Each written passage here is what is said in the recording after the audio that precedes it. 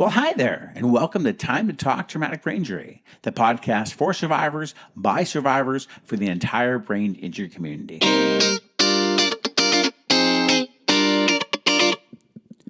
Words are powerful. Our favorite quotes bring life to us. They encourage us, speak to us, remind us, empower us, and comfort us. Depending on whom you ask, the appeal appears to lie in a combination of good wordsmithing, motivational psychology, and a measure of self-selection. Obviously, people who tend to feel inspired by motivational quotes are going to find them more resonant than those who don't find simple phrases and sayings to be particularly meaningful. There's a self-selection process that narrows the population of people who are drawn to motivational sayings. Beyond that, the message that someone else believes you can achieve what you want to achieve can be a powerful incentive to try harder. If your teacher, coach, or mentor believes you can do something, you're more likely to do it.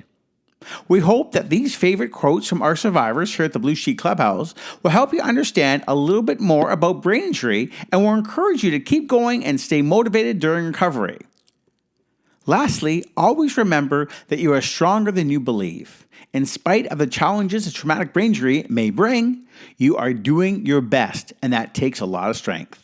So today, on Time to Talk Traumatic Brain Injury, the podcast, we are going to hear some of the survivors' favorite quotes and sayings that have helped them inspire themselves to move forward after their head injury. Today, on Time to Talk Traumatic Brain Injury, it's time to enjoy Words Are Powerful.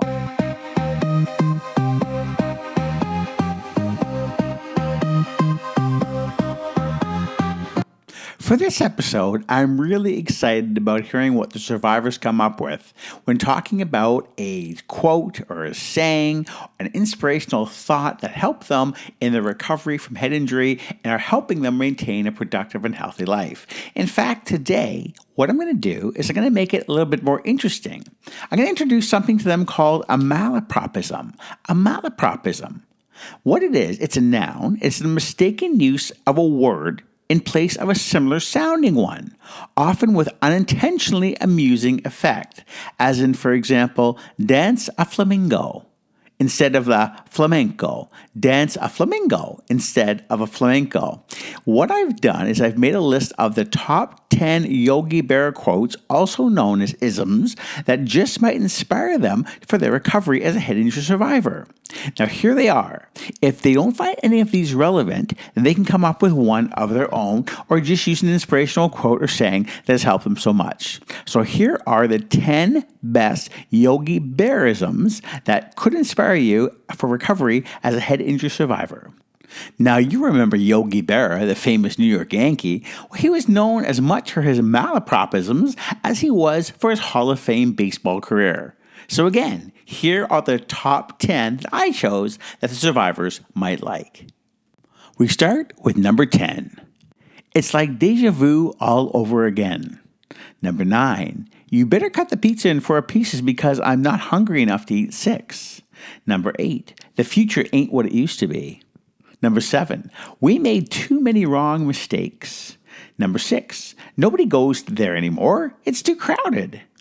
Number 5, you can observe a lot just by watching.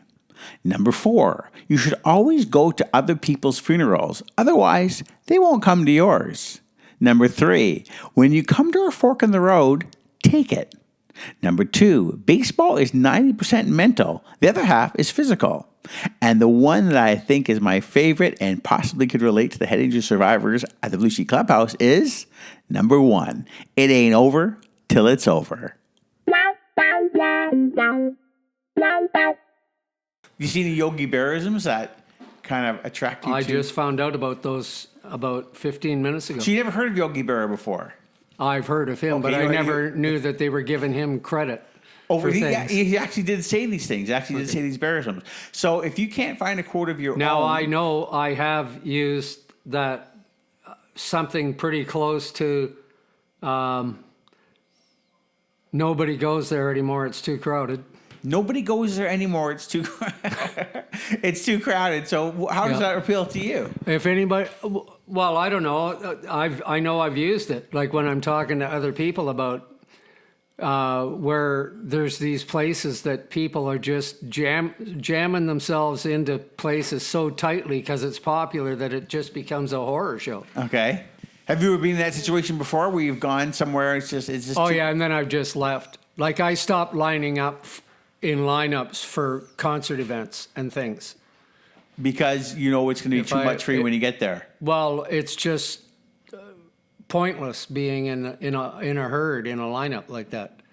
So I'll either go after everyone's gone in, or if I've got a reserved seat, I'll wait until everybody's gone in. And since your injury has crowds affected you? Have it been tough? To yeah, well, I've had them all my life, right? So I've always been looking through brain damaged eyes, let's say, or perceptors, right?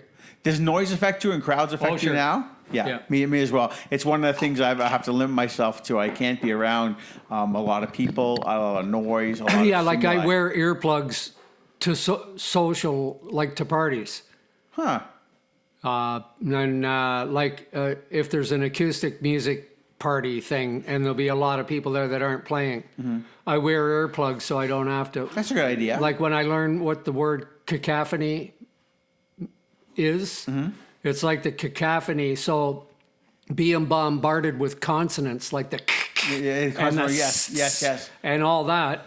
So the earplugs make it easier for me to talk to whoever I'm looking Interesting. at. Yes. And it helps filter the bombardment coming at me. Do you recommend that to people with injuries or head injuries? That Well, I don't know if it's wise or not, but I've been using it for decades and decades and decades. And it's helped you out a lot. It seems to. Like that phenomenon, there'll be 50 people in a room and somebody will be talking to me and I can hear them better. And then they'll inevitably go something along the lines, "You bastard, you got those, you're not even listening to me, you got the earplugs in." And I go, "No, I can hear you perfectly because I'm looking at you." So you're concentrating on actually what that. And they don't want to believe you. They think you're lying to them while you're trying to tell them, no. So that actually refers to, I ain't going somewhere because it's going to be too crowded when you get there. So you want to be very careful about the places that you go since you've been very young. You've got to be very, very choosy, very... Yeah. And just even the wisdom of being in a crowd of people that might not,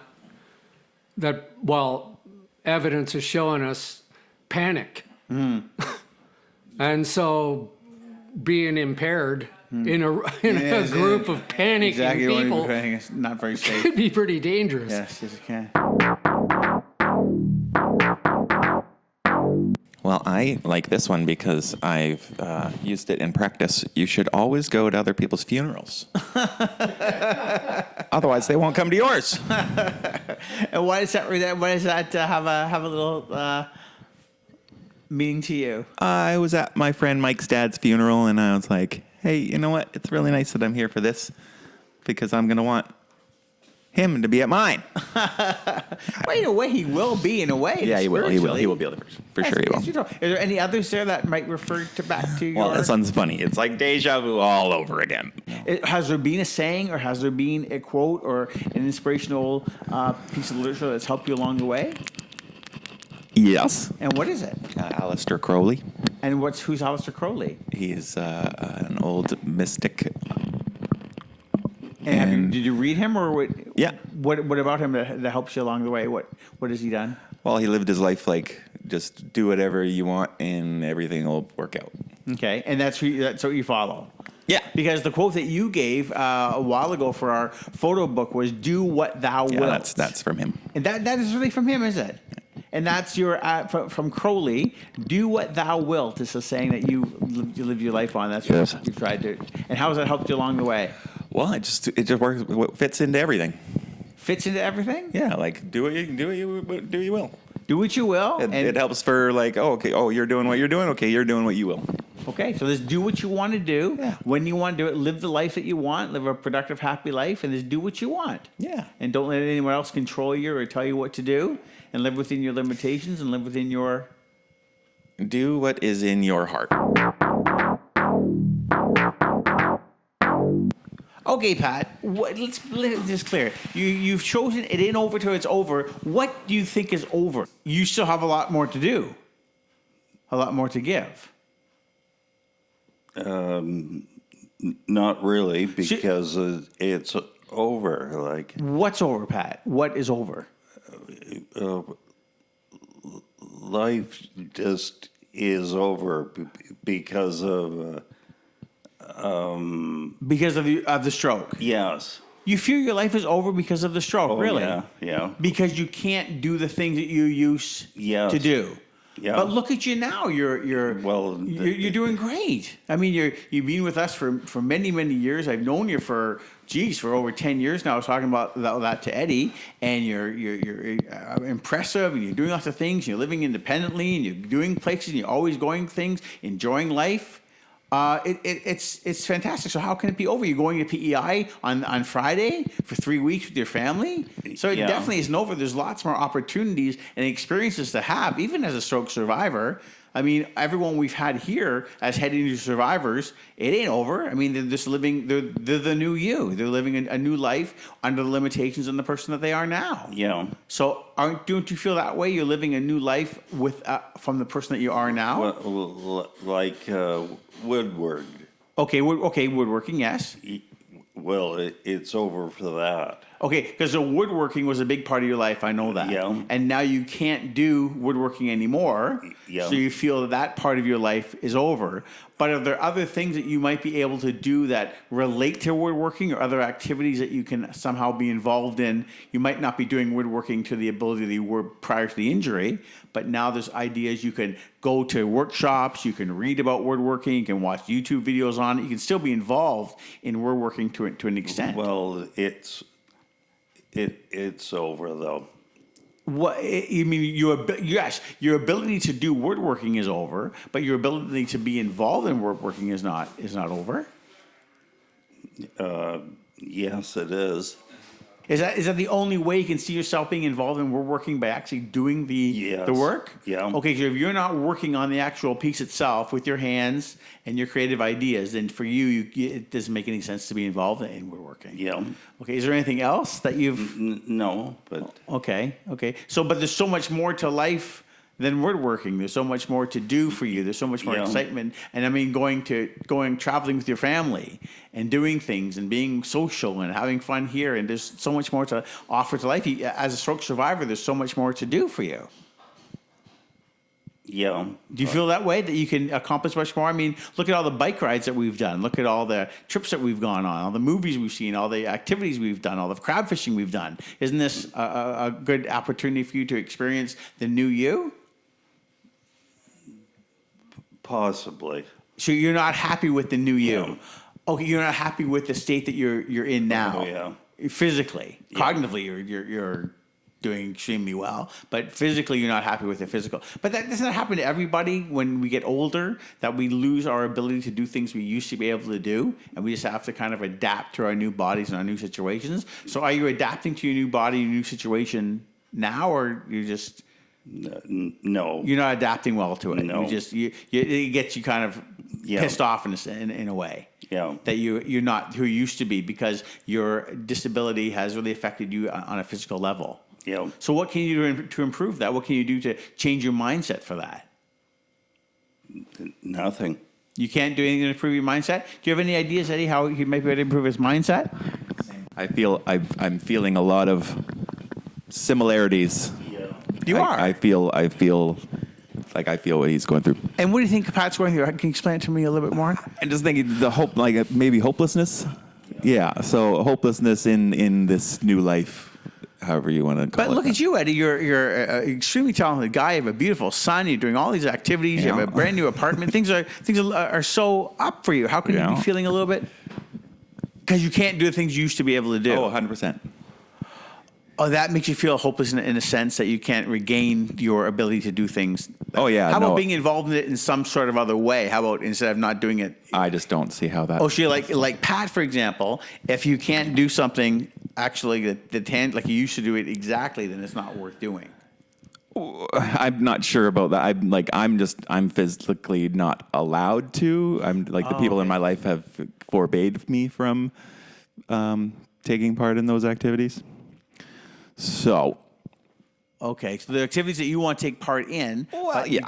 Like, can you give me an example of something? Skateboarding.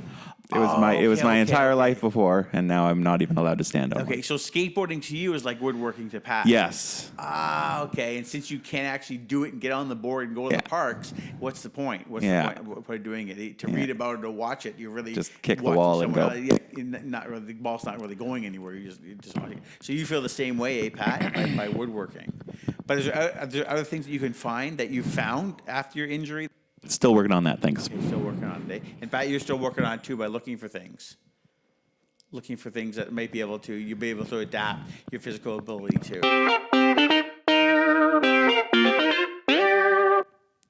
This podcast recording did not end at the Blue Sheet Clubhouse. Actually, I was feeling a little down after talking to a head injury survivor who thought his life was over because of his disability. So I took out the mobile mics and I visited some other disabled individuals and took down their thoughts about how they look at their situation now.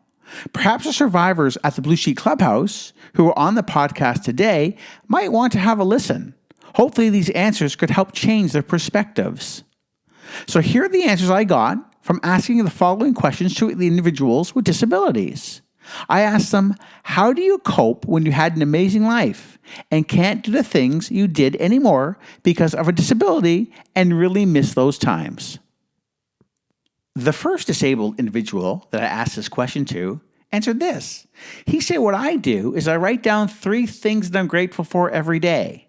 I try to focus on what I have now, not on what I've lost. Being a prisoner of the past is a horrible thing, but you have the memories. Be grateful that you had the possibility to even try the things you tried. Some people never did. I'm pretty sure you have so many stories to tell. Nothing in life stays forever, so don't miss on the things you have now, because you will miss them when you don't have them anymore.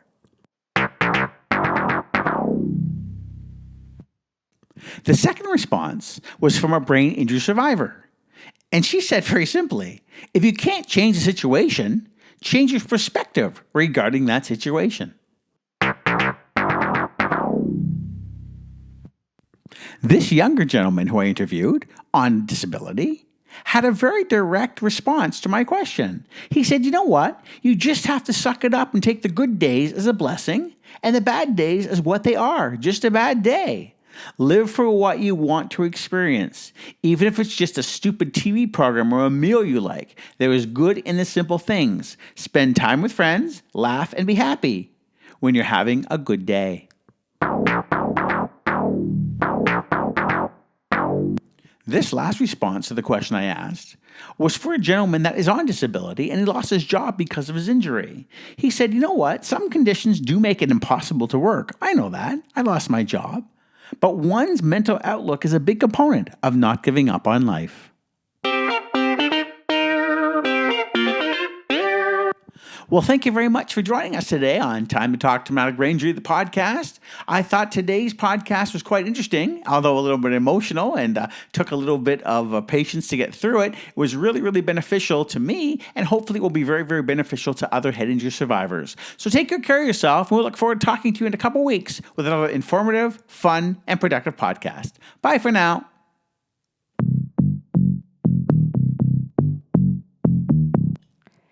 The views and opinions expressed on this podcast are solely those of the Time to Talk TBI panel and other contributors. These views and opinions do not necessarily represent those of the Cridge Centre for the Family Brain Injury Services staff. We value your feedback and comments. Please send us an email at tbipodcasts@cridge.org.